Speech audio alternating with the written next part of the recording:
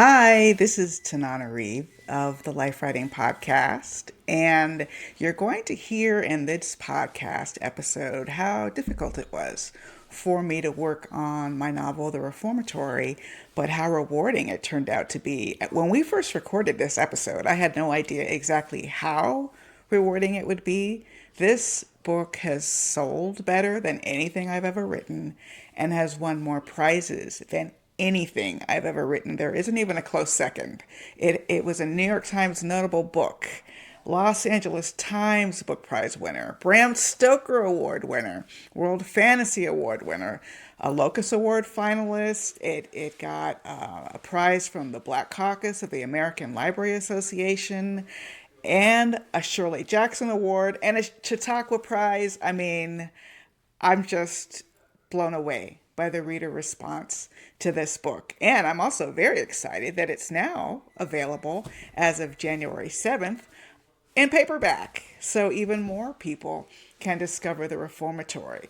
But you really don't know the whole story until you know how hard this book was for me to write and why it was so hard for me to write. So Steve and I will be breaking it down in this Best of Life Writing episode, which first appeared on October 29th, 2023. Welcome to the Life Writing Podcast. We're married authors and screenwriters, Stephen And Barnes. Tananarive do talk about writing during stressful times, breaking into Hollywood, and balancing life. Every week, we'll share more tips on how to build a better life while you create your dream projects. Even if it's only at the rate of one sentence a day.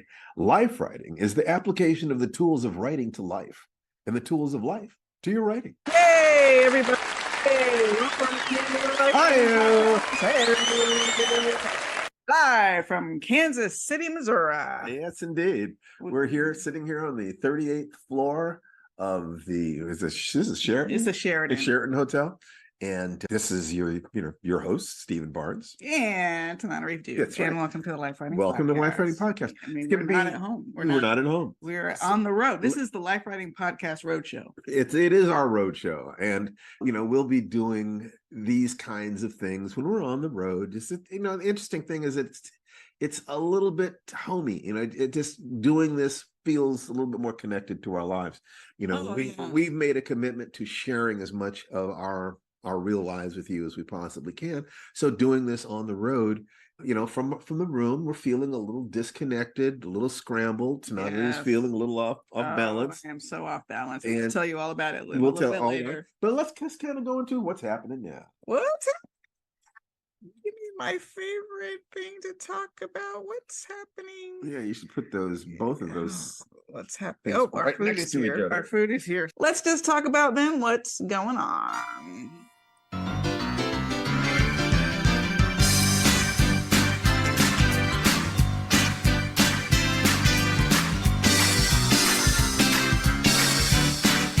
Woo! Okay. Yes. While I was fumbling to find the music, Steve went to answer the door. Room service is here with our dinner. And we are on a schedule, y'all. So we will be eating while we do the podcast. That'll be a first for us. But, life goes on. One of the things that's going on is this dinner time. That's what's going on. And we're both on, opening ceremonies for the World Fantasy Convention. Do we have to make a speech? I think we need to give a talk. Okay, you have to.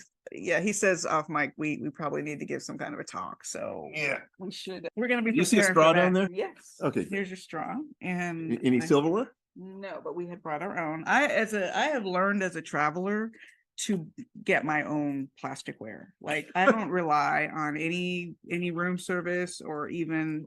Oh my gosh, DoorDash. Sorry, do not rely on them. Let me go grab a fork. Well, you, Steve, tell them what's going on with you. Okay. So I'm drinking a Mountain Dew. Yahoo, Mountain Dew. I remember when that stuff first came out. Yeah, that's what you know. And the most important thing I'm working on right now is a Star Wars book. And what I wanted to say about that is that I've been in a very long place where it doesn't feel like anything is working, and where I'm just having to keep going forward based on faith, really, because I've been through the process many times, and I go process from creating an outline to an expanded outline, and then breaking that into a script, and then working on the script until it feels like a full story. Is this a Star Wars movie? Then I start turning the script into a book, and the script has been a book for a while now, and I'm going through expanding it. It was only about 30,000 words, but as I expand it outwards, I'm slowly finding sentences and paragraphs that work, characters that are saying things that are interesting and seem to be valid within the world of the story. Sometimes in the best of them are when they kind of catch me by surprise. It's like, oh, I didn't know that. Or characters have relationships that are a surprise, or there are other things going on. So I realized that there's a possibility that the villain has a different nature than I originally thought.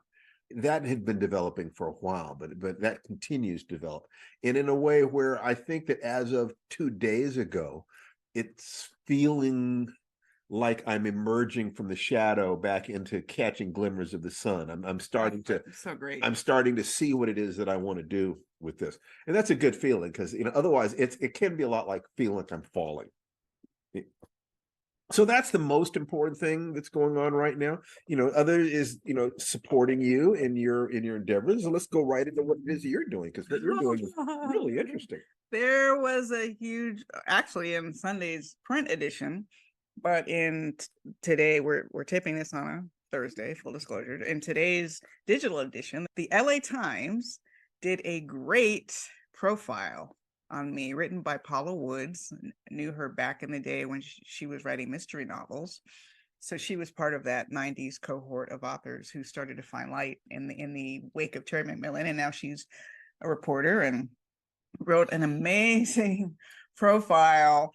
I think that, what is the headline? Let me look at the headline really fast. It's probably up on my screen, because of course it's up on my screen. It's Black horror is having a big moment. So is its pioneer, Tananarive Due. I mean, I personally feel more comfortable with phrasing like one of its pioneers, because I know Linda Addison was in the house when I got there.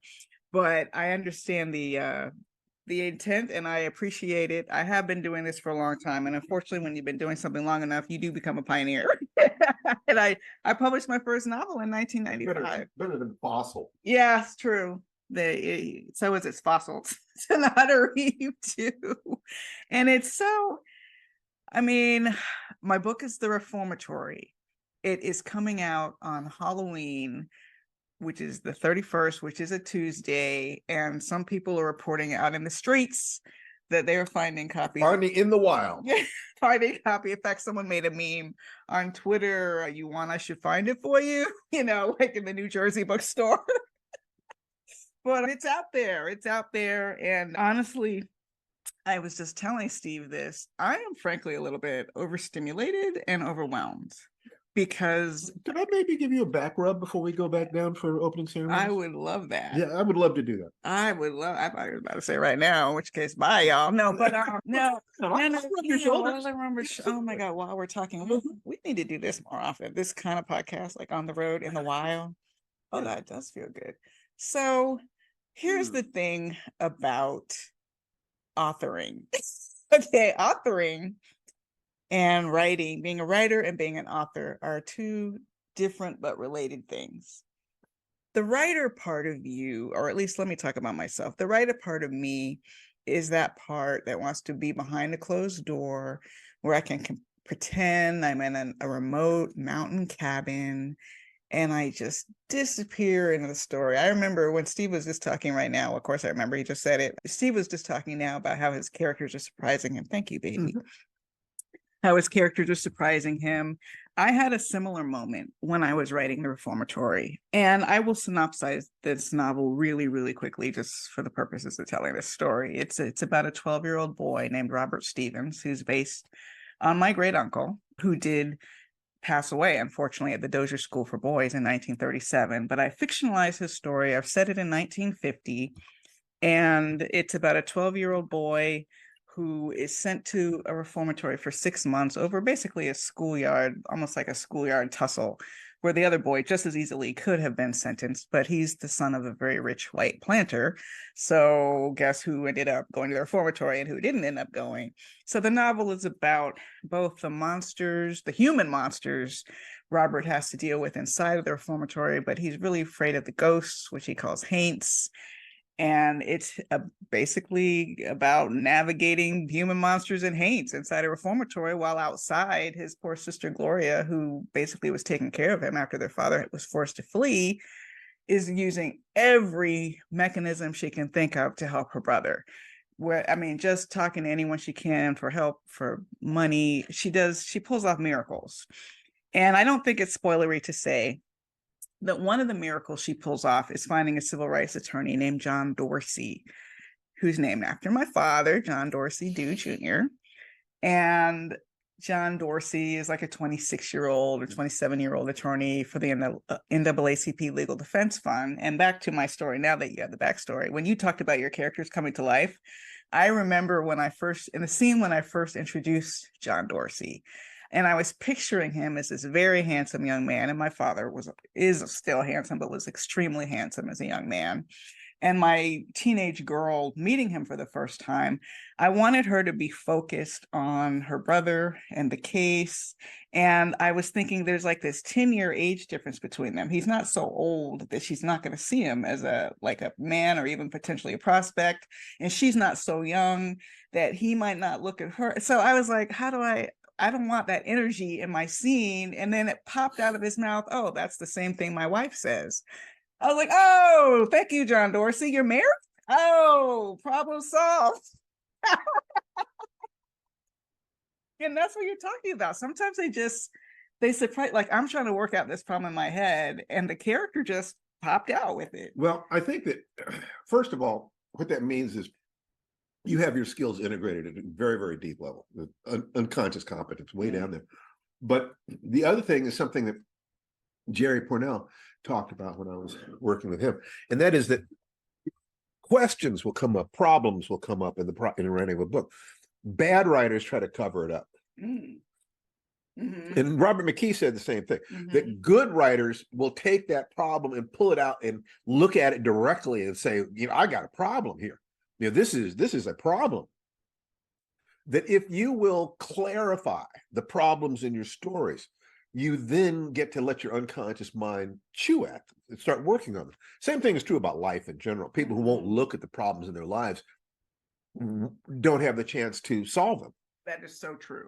So the cost of pretending that you don't have problems is manyfold. Just first of all, just being dishonest with yourself. Secondly, the fact that you're cheating yourself of the chance to have a better life. That your people are afraid that if they know that this is a problem, that it's going to increase their misery.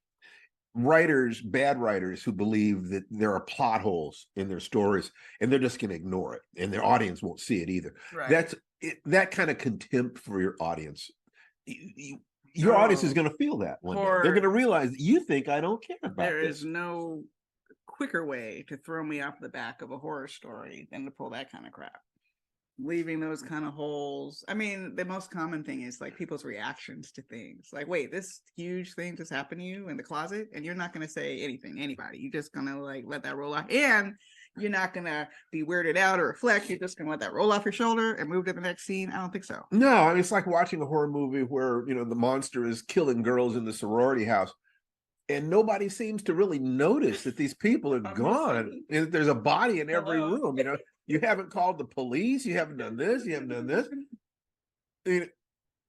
If you say our problem is that we can't bring in the police, we can't afford to have police come in. All we need is some kind of explanation. Yeah.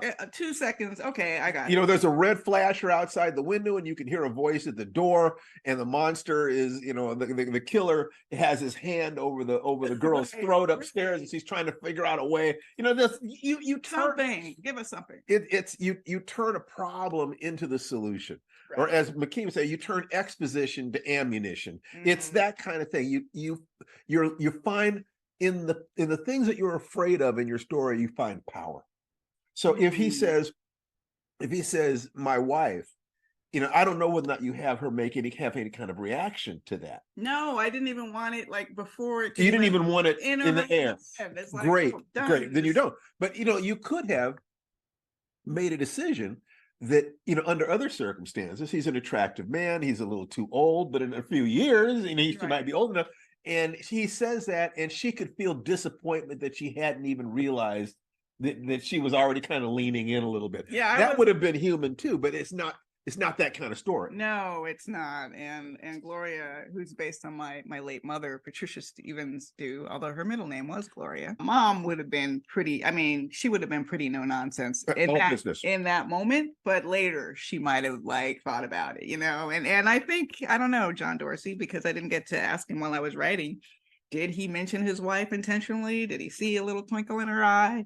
But I don't know. She was really all business. And I'm going to guess, without knowing that or remembering that scene specifically, that he did that to stay perfectly clean. No, maybe so. He is in a situation sitting alone. No. It's in a crowded diner. A crowded diner. Even so. Yeah. He would want, in the situation where he's in, he would have every reason in the world to cross his T's and dot his I's. It was 1950. And keep his behavior impeccable. Yeah, it's 1950. There would be traps for him. It's a different era. People looking for inappropriate behavior. Yeah. They would look for ways to discount the civil rights workers. The work he's doing. You're so right. You're so right about that. And today I did my first public reading from the Reformatory novel. I read once from the short story that was published in the Boston Review several years ago. And that short story is set at a very pivotal scene. I won't go into it here, but it's a pivotal scene at the moment where Robert is having a severe trial. He's going through a very bad situation at the Reformatory. It's like, hello, welcome to the Reformatory, and now you're in hell. And in that moment, he realizes that the ghosts he's been so afraid of are not only not his biggest problem, to put it mildly, but they represent a kind of solace, because he's telling himself there's more than this, right? The existence of a ghost, and he has a gift for seeing ain'ts. The existence of a ghost affirms that there is some kind of existence after death. Like the world, there's much more to the world than we see. And this is not all. There's more than this. And it becomes kind of a mantra, and it's a turning point to him emotionally in the story. And I want to talk about emotions a little bit. Please do. Because let me tell you something. Mm-hmm. We had a lot of conversations about the Reformatory. Ooh, we sure did. And I was always trying to, I look at my position as, I'm going to push you too far and make you reel it back. So that's what I'm always going to do. And one of the things that you did was you were calibrating the villainy of different characters. You didn't want these people to be cartoonish. Mm-hmm. You didn't want this. They're the warden, for instance. It was really interesting hearing how you calibrate that. Now, you understood on some deep level the tone that you wanted this book to have. Mm-hmm. And so that tone demanded that there not be a speck of melodrama. That every bit of drama, every piece of emotion had to be totally earned. There could be no cartoonish characters. There could be no large gesticulation. This was not going to be silent movie villainy with twisting the mustache. Right. No, you downplayed everything. But what I kind of wanted you to comment about how you did that, knowing you seem to know that if you did that, it was going to be actually more devastating. Thank you, darling. I don't know that I have a ready answer for that, but I like to catch you off balance. If that's what I did, yes. Well, one of the panels I will be on later this weekend, it's a part of the World Fantasy Convention, will be a panel about the lasting influence of Stephen King. And I feel like Stephen King does not go credited as one of my official creative writing teachers, but he definitely was an unofficial creative writing teacher, especially in terms of horror.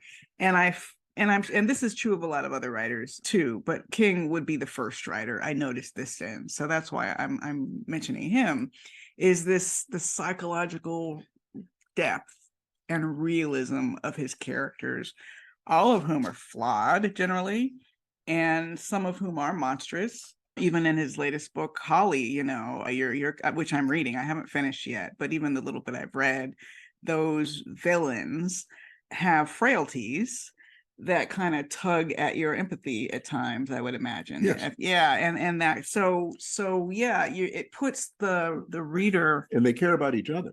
yeah, The villains care about each other, and that makes us care about them.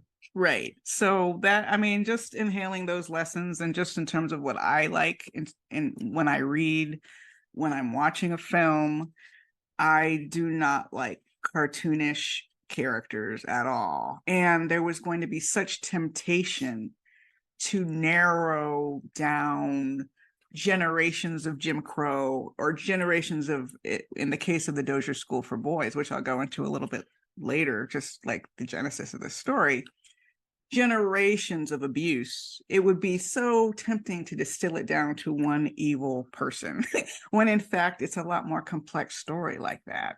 Whether these characters are allies or villains, they all have flaws. None of the allies are taking it as far as they could, right? I don't think you want to Yeah. isolate that horror. I think I noticed, don't take this the wrong way, people, but I've noticed when I try to talk to white people about racism,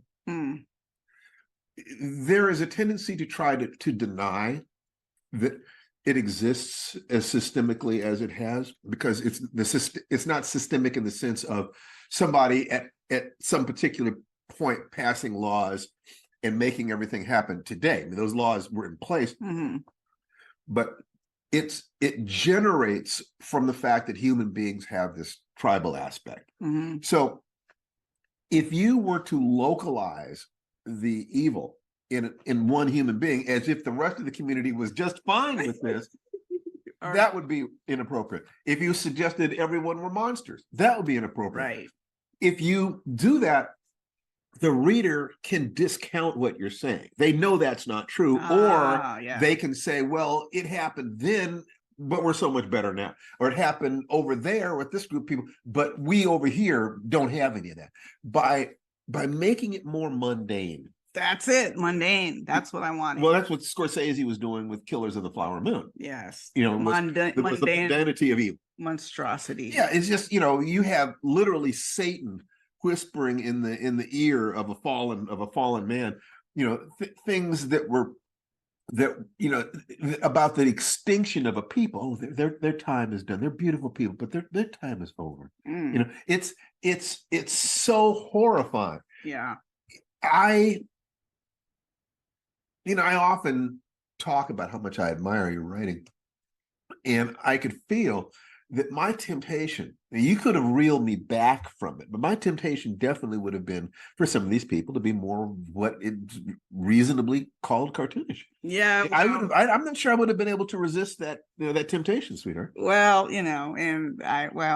thank you. I don't know. Maybe you could have. Maybe early readers might have said, "Hey, Steve, that's a little bit too much." I really was amusing myself at a certain point by because it actually made him scarier to me, that he had these moments where you feel like, he's making sense. Or like, oh my God, I can't believe he really just told the truth about race relations in this town. when other people are accusing this child's father of rape, which was often used, by the way, as an excuse to either drive people out of town at best, or burn down an entire town at worst. That was like the right. If you saw The Birth of a Nation, the 1915 version, the whole emotional core of that film is the sexual fascination of Black men for white women, the fear that they want to marry or take away your daughters, and to bring out the heroic Ku Klux Klan to put down this menace. Ew. And this movie, I would say, directly caused people to die. This movie was in people's minds when they were in Rosewood, at other sites of lynchings. It was such a popular piece of entertainment. If you read Robin Armeens Coleman's book Horror Noir, which is where I read this, It was the #1 blockbuster film until Snow White and the Seven Dwarfs, which didn't come out until the 1930s. So for more than 15 years, this is the defining piece of American cinema, hosted at the White House with Woodrow Wilson.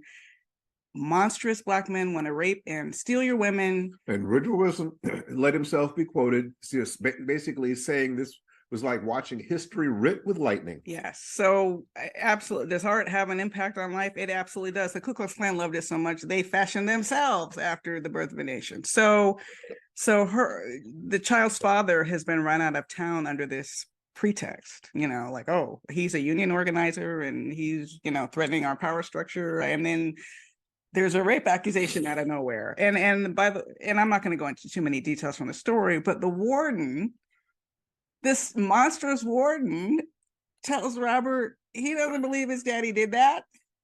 Anybody with any sense knows that this, and this. And I was like, and I loved that. I was probably giggling when I did that, because he's in some ways, see, this is where I think he hides his monstrosity from himself. I mean, on one level, I think he has to get he's a monster, but on another level, he doesn't think he's entirely monstrous, and yeah, it's trying to get that nuance for the characters. And also, that's good. When I found myself, because I struggled with this book, and now let me go back to the backstory, because the backstory explains why it was such a struggle to write.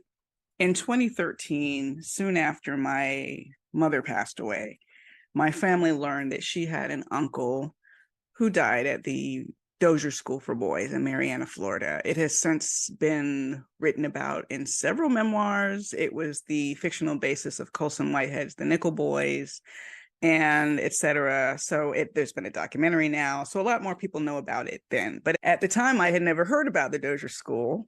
So I went with my father initially to meetings. We were grieving the death of my mother together, and meetings had always been a part of our household. So, of course, we would find sort of familial comfort from going to a community meeting about the Dozer School and trying to bring the truth to light. There's a cemetery on the grounds called Boot Hill, where unmarked, I mean, just to show you how monstrous this place was. And it opened at about the turn of the century, about 1900. Complaints about it since the day it opened its doors, pretty much, but it always withstood. It was too big to fail in the economy of this town, so it always withstood. That's my theory. It was the economic importance of the place, much like our criminal justice system today, by the way, made it too big to fail. So it withstands all this pressure. It wasn't closed down until 2011. But in the meantime, it was reported again and again and again for everything from keeping students basically chained to the floggings, which were illegal in Florida, by the way, for adults, but I guess it's okay to flog kids. But I heard firsthand from one of the survivors about how when he got his whipping, the wounds were so severe that he had to go to the infirmary and have his clothing removed from the wounds in his back, because his back had been striped with blood after this beating. This is how you beat not even animals, honestly, because most people who own animals would take better care of them than this. And this is how these children were treated. And there were all kinds of accusations. And I read memoirs, I talked to survivors. I don't know much about the real Robert Stevens. My mother never mentioned that she had an uncle who went to the Dozer School, and I doubt very seriously she ever knew. And after being called to the site, and at one point, Steve and I were there with my dad and Jason was about 9 years old and got to sift through the soil and really, I think, connect with the history of this place. I knew I had to write about it, but I couldn't see. I flirted for a second with an idea of a memoir, but I realized that this wasn't about me digging up the history about Robert Stevens in 1937 and exactly what happened. This was more about wanting to preserve the childlike spirit of Robert Stevens and children like him. The spirit that had been destroyed. And institutionalized and commodified. I mean, they got money for every child they kept there. I mean, there's a letter from the superintendent And I forget what year, but it was soon after the turn of the century when he wrote that the crops were coming in slow because they didn't have enough boys. They would lease these boys out to neighboring farmers. If they ran away, someone I saw post on Facebook that they were trained just to shoot if they were running. I mean, I don't know if that's true. There are a lot of stories about this place, and you don't have to believe them, but you can read memoir after memoir with people telling me, and believe me, I toned it down for this novel. And that was the difficulty. I wanted to write a story, but in order to write the story, I had to wade through this research. And it was so hard. Like anything else that came up, I wanted to work on it. Oh, right. I've got a short story to do. Let me do that. Oh, yeah, that's what I started noticing. Yeah, that you were talking about how important this was. Yeah, but you kept letting other things get in the way. I sure did. So I notice what isn't said. We talked about this. What's going on here? What is causing behavior? And I finally started suspecting that what was going on here was that this story was going so deep inside you that it was painful to work on. It was so painful to work on. But then I came to a turning point. I forget exactly when it was. I did my first cabin in the woods where I treated myself to a couple days in a wooded neighborhood. I wouldn't say it was really the woods. And I read everything up to that point. I'd say I was maybe not even 3/4 of the way done, but maybe more than halfway done. And I read what I had, I got invigorated. And this is no BS, people. I used the Lifewriting method to get me through this novel in the sense that I had to rely on the sentence a day. Some days over these years, I could not write even that sentence. I had put it away in my mind and not thought about it. But there were times I consciously said, I need to return to this, and I'm going to make myself, no matter how hard it is, write a sentence. And at the midway point, or a little bit more than midway, I used my sentence a day to write an outline, because for some reason I did not have it outlined until the end. Hello. First problem with writer's block is I didn't know what was going to happen next. So I used my sentence a day to beat it out, not full paragraphs about every scene, just beat it out. This happens, this happens, this happens, this happens. Did you put it on the 3x5 cards or no, Google Doc? Just within the document, I probably put it as a placeholder, okay, then all this stuff is going to happen next. Or maybe I did have an outline file, I don't remember now.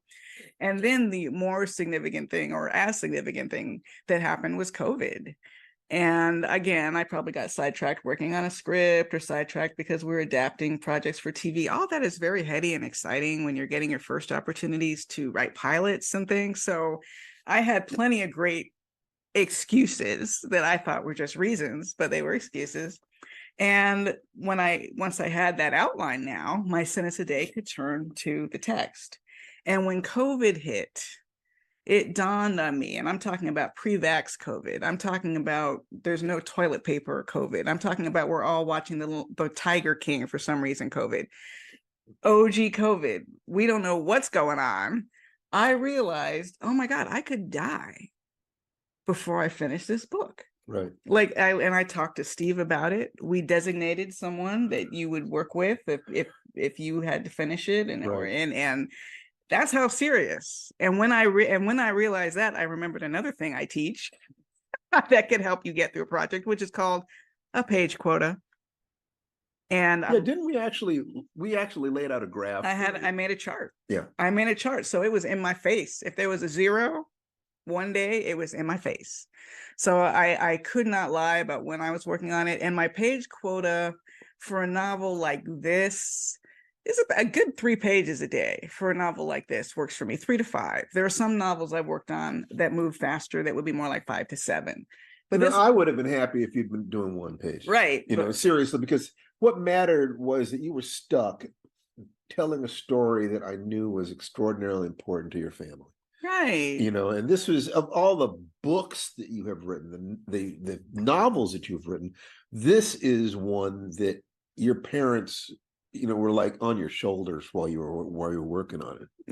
Thank you, honey. And over that course of time, I mean, the idea came after my mother was already gone. And of course, it's so sad to me that I've never been able to share with her. It was her uncle. It was her father's brother. I mean, I think what happened to him would answer a lot of questions about the strained relationship she had with her father and that my grandmother had with her father. It explains a lot, actually, that this happened, and it was such a trauma to this family that they didn't even mention him after he died, or at least as far as I know. The people I've talked to had not heard of Robert Stevens. So that page quota, whew, it was magic, just pour it on like every day, day after day. I could see on my chart 3 pages, 4 pages, 2 pages, 0, 0, and there were some weeks that were bad and some weeks that were great. And before I knew it, I had an entire novel. And the journey didn't end there because COVID delayed its release. It was actually optioned for television 2 years now before, or at least 2 years before it's coming out, by Mazur Kaplan and SK Global. Mitchell Kaplan was my 10th grade English teacher, and he's one of the producers on this show. Well, the show we're building, hopefully. And that is another full circle moment. So I am incredibly grateful that the book is finally coming out. It has a great editor in Joe Monty at Saga Press. I've been very impressed by the paces Saga Press is putting me through to promote the book. But to return to what I was saying about the difference between being a writer and being an author, the writer is the quiet part of you that just creates and goes in the flow. The author part of you is the one that's trying to go out there promoting your book. Right. I look at those as being the difference between the child and the adult. It's a lot, I haven't done this particular dance in a long time. It's been years, in fact. And I remember even in my 30s, once I met Steve, a book tour was a lot less interesting than it used to be when I was like, oh, who am I going to meet? Then, and now post-COVID, I'm finding that I have way less patience for travel, not just because of fear of COVID, but just, I guess, generally speaking, I'm in a different stage. I like being at home. I'm a homebody. I like being at home with our son and our cats. You're definitely a nester. I'm a nester. Like, when I get to a hotel, I have to put like everything in place and feel like I have my bearings before I can even have a good night's sleep. So planes, airports, hotels, none of these are my favorite thing right now. And I am so grateful for the support from my publisher that, of course, I'm going to do it. And when I do it, I want to clarify, if I'm meeting you in a crowd, I'm not gritting my teeth hating you. I'm having a good time once I get there. It's the travel piece. It's like, if I could just teleport places, I could do it all day. Right. But the travel tax is high, and it feels even higher now. Not being able to sleep in your own bed. Yeah, our bed's kind of lumpy right now, actually. It's not just that. It's being able to wake up someplace where you know where everything is and you feel it. And, we wake up and we know that Jason is safe in the other room. And my cat Django is curled up at the foot of the bed. That's right. That all of that is part of what home is. Yes. Home is a place where you're not expending energy just to walk around in your underwear. Right. At a hotel, it belongs to somebody else. Yeah, and it's not always equipped with just even simple things. I was in a room, not this one, recently, that didn't even have as much as a coffee maker or tea kettle, and you know how much I love to make tea. Right. So they brought me one when I asked. And the same at this hotel, there was no microwave. Well, guess what? I don't want to be a slave to room service, so I'm going to heat up my leftovers, and I need a microwave to do that, right? Yes. So yeah, the idea that you could ask the hotel to set up a microwave, that had never occurred to me. Oh, that was just because when I was teaching at Antioch University, Los Angeles, and we moved to Atlanta, and I started flying in and staying at the hotel. That was the real gig, when you got to actually stay in the hotel. And I learned from other people that you could order fridges and microwaves and all kinds of stuff. I'd forgotten that you were commuting from Los Angeles to Atlanta. Yeah. Holy crap. Every month you were going twice. Well, no, it was just once a month. Once a month? When I was filming. So this is, and this part, that hopefully is helpful to others of you who feel the same way. I have, there've been a lot of authors on this podcast who talk about their tours, and I'm just like, oh, that sounds exhausting. And they are getting sick, and so just be careful out there. Just because places are open and we can go without masks doesn't mean that we should. I mean, maybe other people don't need to mask as much as I do, because I am just determined I am not getting sick. But be careful out there. I've had to really remind myself to practice my meditation. I've had to really remind myself to do my physical work, the 5 Tibetans, which Steve has taught me to do. Look those up on YouTube. I really will do yoga probably tomorrow if I get a minute here.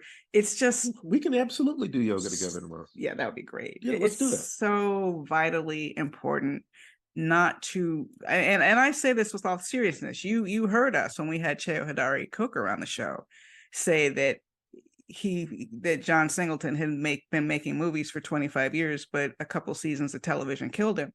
And while that may not be literally true, I also have a dear friend and mentor, Elin Harris, who passed away in a hotel room while he was pitching in Hollywood. And trust me, I'm paying attention. That is not how I want to go out.